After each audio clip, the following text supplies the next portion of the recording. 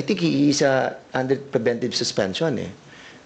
If I'm not mistaken, because involved siya dun sa pagkamatay ni Barayuga, he is under preventive suspension. Kung he is under preventive suspension, somehow, you can relate that he's doing this because, yun na nga, trying to get even with us. So, sana wag sa ganun. Wag sa ganun pamamaraan.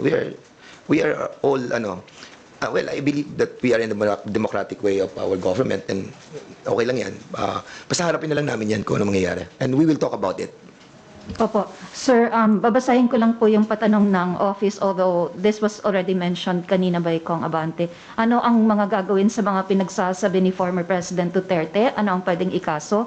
Makakatulong ba ito sa ICC? And I will add my own question. Kasi, di ba, dati nag-turn over kayo sa OSG ng documents for civil proceedings. May gagawin din po ba kayong ganong action in relation naman po sa criminal cases na connected po doon sa testimony ni President Duterte sa Senate?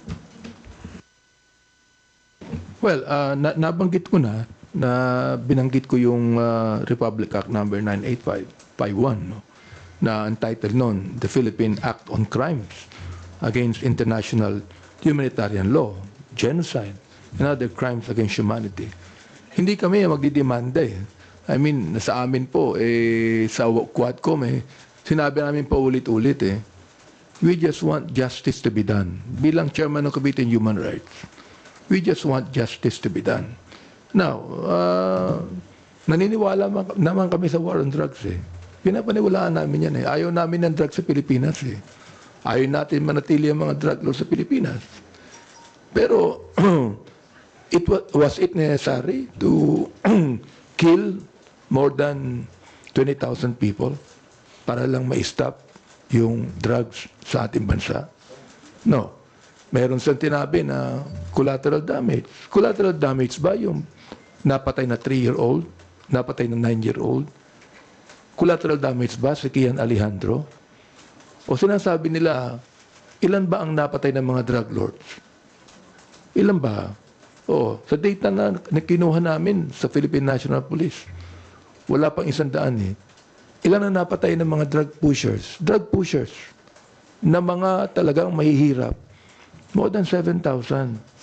Ilan ba ang napatay ng mga drug users na dapat hindi patayin? Dapat rehabilitate. 440 people.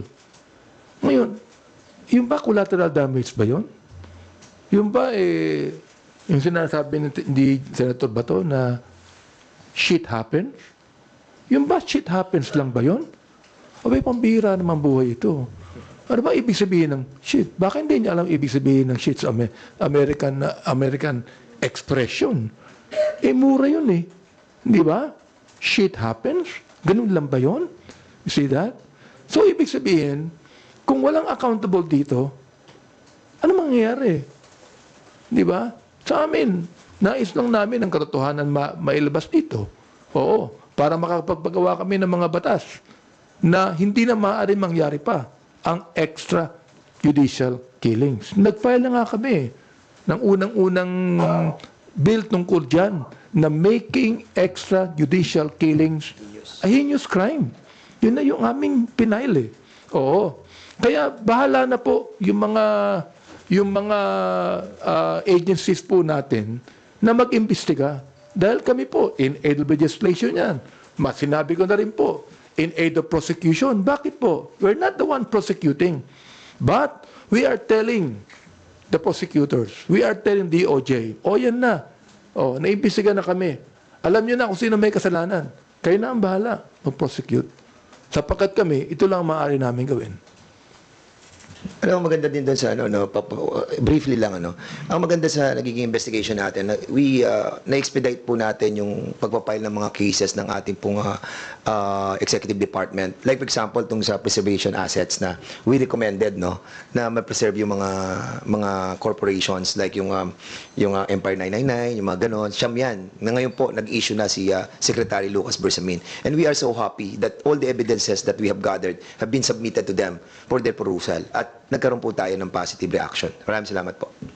Sir, dun sa issue ng criminal cases, gagawin nyo rin yon? Magta-turn over din kayo ng documents? Oh yes, pag hiniling po ng DOJ that we can turn over the documents, we will do it. Anyway, sinabi ko na rin naman na DOJ is always watching the Quadcom. At talagang public naman lahat ang mga dokumentong ito. So they could be able to get that. Dahil kami naman, we cannot even prosecute eh.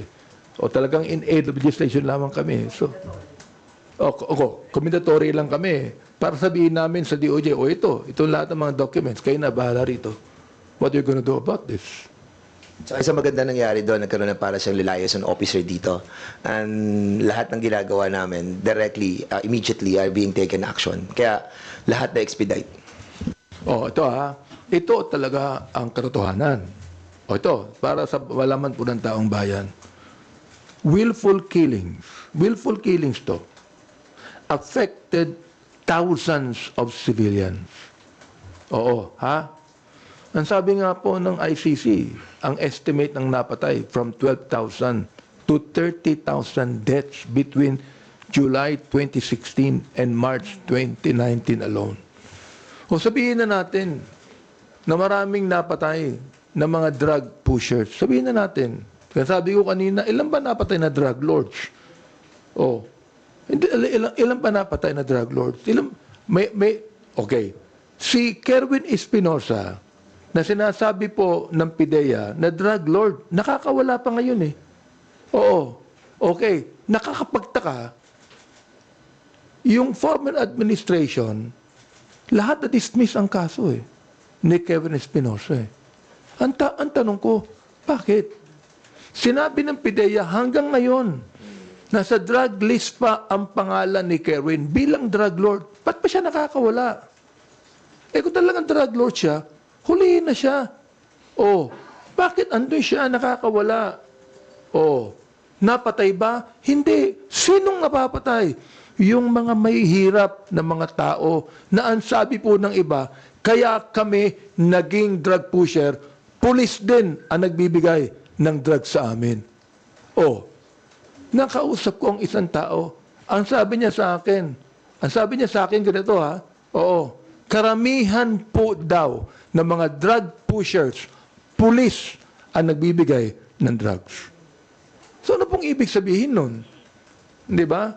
Na alam natin na sinabi ng ating Pangulo na ako na lang, ako ang responsable. Huwag niyong pagbintangan ng mga kapulisan ko. Ba't niya minumura yung mga pulis? Ba't pinabayaan niya? Sino ba nag-utos na patayin? Shoot them dead. Sino ba nagsabi nun? Siyempre na-involved din ang mga kapulisan natin. Yung naman pala ang sabi ng leader natin, commander-in-chief pa natin yan. Titirahin na natin to. May reward pa. So ang tinatanong ko, ano ang pagkakaiba ng drug pusher na yun lang ang kanyang trabaho?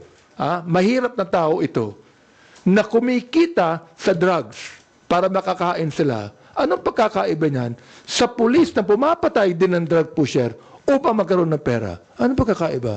Wala pagkakaiba eh.